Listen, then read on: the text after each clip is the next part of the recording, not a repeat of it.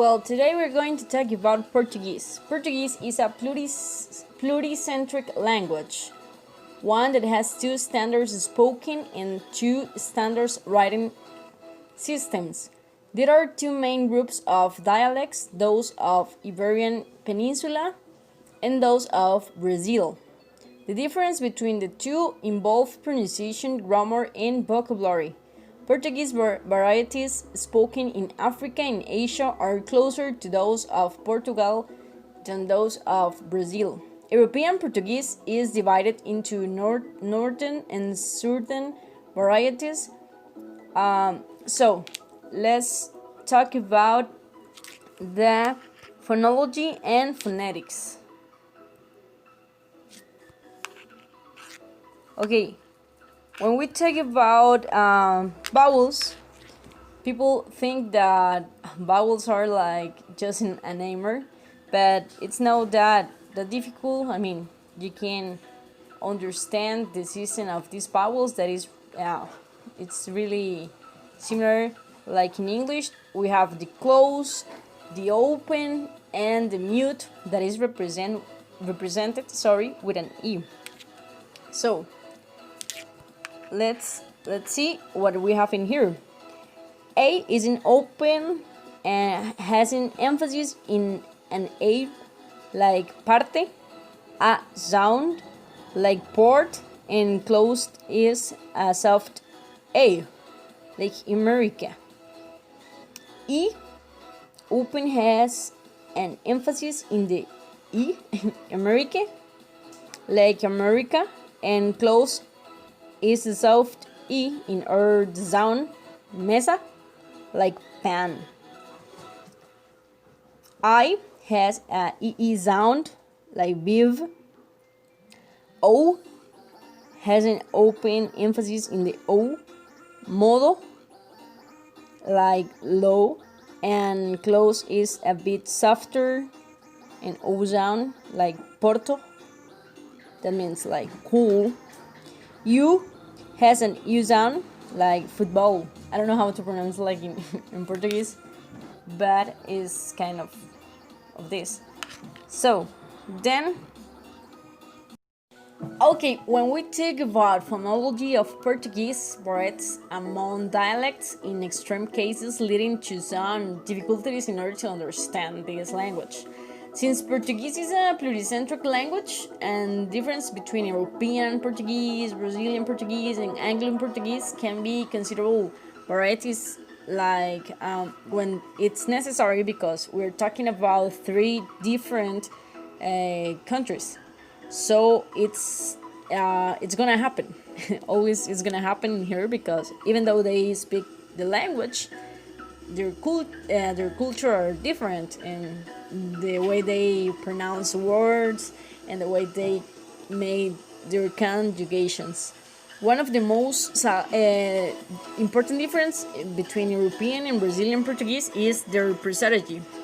European Portuguese is a stressed time language with reduction, devoicing, or even deletion of unstressed vowels, in a general tolerance of syllable final consonants. Brazilian Portuguese, on the other hand, is like a mix of these characteristics and varies according to the speech rate, dialect, and the gender of the speaker, but generally possessing like a reduction in the part of unstressed vowel, less raising of pre-stressed vowels, less devoicing, and fewer deletions. At fast speech rates, Brazilian Portuguese is more stress-timed, while in slow speech rates, it can be more syllable-timed. The accents of rural, let's say like in Rio Grande and Sao Paulo, for example, this is what I was trying to explain.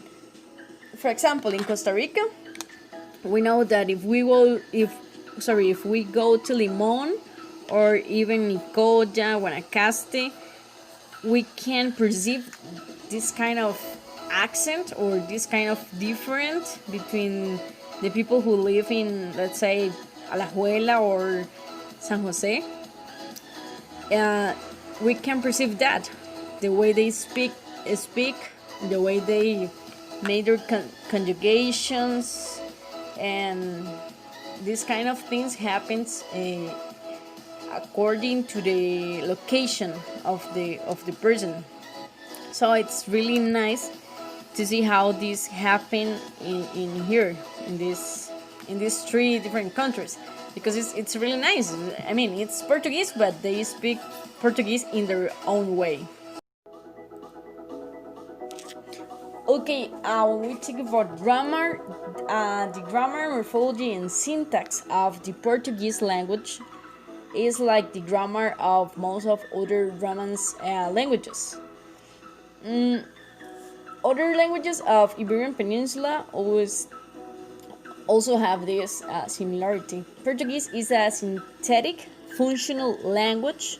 It has a number of grammatical features that distinguished it from most of the other Romance languages, such as synthetic pretty perfect, future subjunctive tense, the inflected infinitive, and a present perfect with a indirect sense.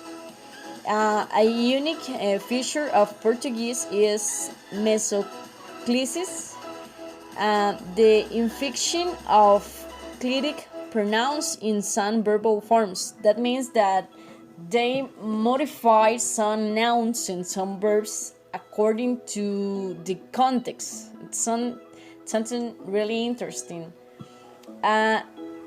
Unlike English, Portuguese nouns have gender denotation, that every noun is considered to be either masculine or feminine. Portuguese adjectives come after the nouns. They modified and most match the gender and number of the noun, singular and plural. Portuguese verbs are conjugated to demonstrate person and tense. However, some of the verb forms usually used in Brazilian Portuguese, such as the continuous verb form, varies from those of European Portuguese. Morphologically, a particularly remarkable characteristic of grammar in Portuguese is the verb, because it has more verbal inflections from classical Latin have been considered by Portuguese than any other main Romance language. Brazilian Portuguese has also developed a system for the object pronouns in a sentence. It's crazy. In the same way, Brazilians have dropped the difference between you formal and you familiar that substitutes in European that European uses all the time, and that's really interesting, because my aunt has a friend, and he always is like, please call me in this way, because I feel like I'm not part of you, that I'm your friend. And it's really funny how these people he lives in Spain, and he always is like, please talk to me in this way, and for me it was interesting, and I was like, come on, but you're our friend and everything, but he says it doesn't matter, I prefer that you treat me or talk to me in this way. And I was okay, sorry for for you, but it was like a lesson for everybody in my family, because we always talk about usted, and he was like, please talk to me like in tutear, like we said. It's really nice. About semantics and pragmatics, the girl rubbed the table with Polish versus, I don't know how to pronounce it, but I want to try. Mania lustru avernis na mesa. The girl wrapped the polish on the table. On the surface, both locative variants have the same syntactic structure. However, location team locatives Roof table with polish describe cause change of state event, while the team location locatives root polish on table describe a cause change of location event. We find robust priming on the basis of these semantic differences. This work extends our knowledge by demonstrating that semantics structural priming is not isolated to a language like English, because it's really important to have this in mind, that we know that every language has its structure, in this case according even to the context and even to the idea of what they want to express, that can change drastically, right? Because we're talking about a sentence that is similar or it's exactly the same, but the idea is completely different. So it's really important to have this in mind. Well, the personal pronouns of Portuguese or eu, that means I or me, tu, that means you, singular, and this is really common used in Portugal, but you can hear it also in Brazil.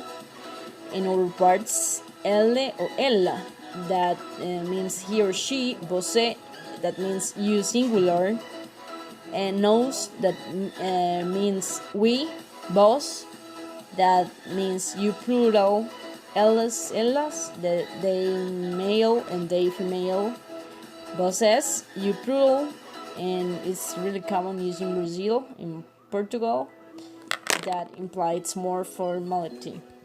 Then my personal experience with this language, it's like a dream, like a goal. I want to really try this language.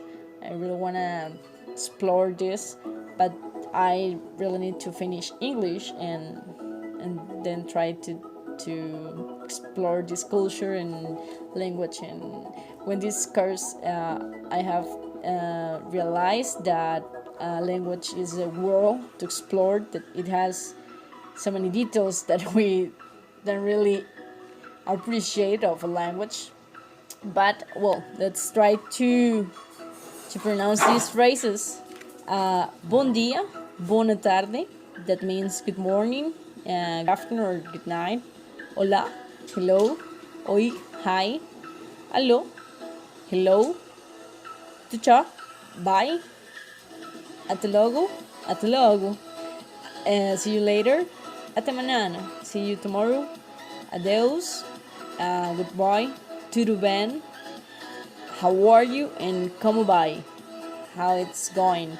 It's really funny because it has like a rhythm, like a sound of, I don't know how to say it, but this language has that.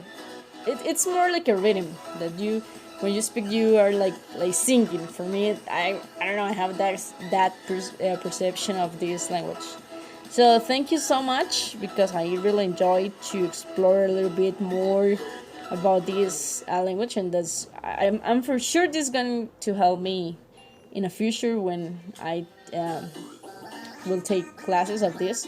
So thanks so much, and here is my presentation.